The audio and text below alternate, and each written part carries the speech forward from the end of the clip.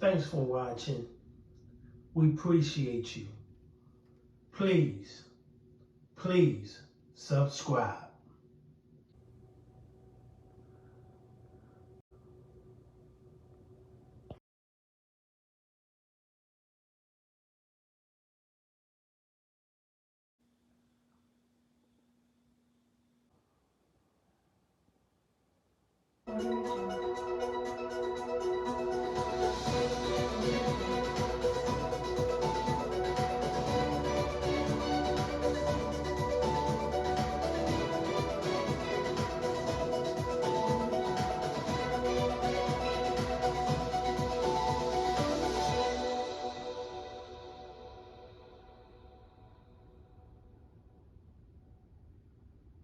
And let's get to Ira Cronin, who is currently at the scene.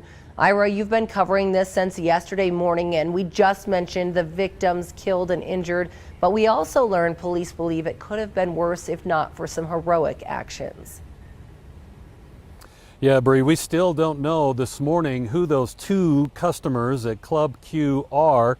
That's one of the things we might possibly learn at the press conference sometime before noon today that the city will be giving. We did learn yesterday that, again, because of the actions of these customers, as well as a quick response time by CSPD, the suspect was in custody within 6 minutes of the initial 911 call.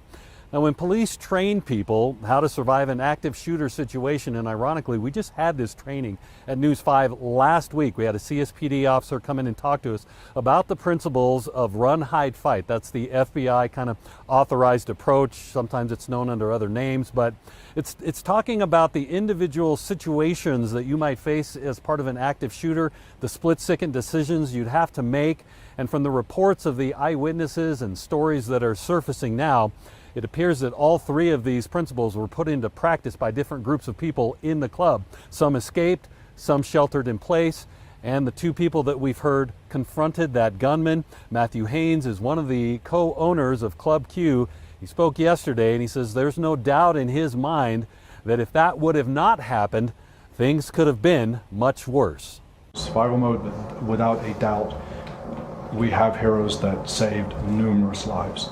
If he was able to get onto the patio, if he was able to continue, there would certainly be more victims. And again, it's important to mention that when people are trained, when police talk about the principles of run, hide, fight, they are in no way advocating that your first priority should be confronting an active shooter as your best option. That is the least thing from the truth. Police and firefighters train for these type of mass casualty events in case they happen, and we know that this played out very well yesterday when officers arrived and paramedics. Again, they were here within about 3 minutes of that initial call, and they were able to get things in motion and start saving lives. We know many victims still hospitalized this morning. Now, the fact that potential lives lost was something that happened here that doesn't ease the loss of the lives that were taken by this act of evil. And there's a growing memorial here, and that's where we find Caroline Peters over on the other side live of Club Q this morning.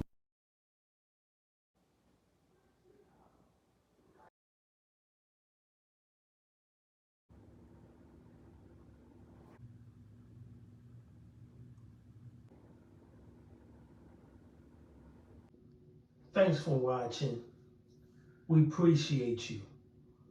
Please subscribe.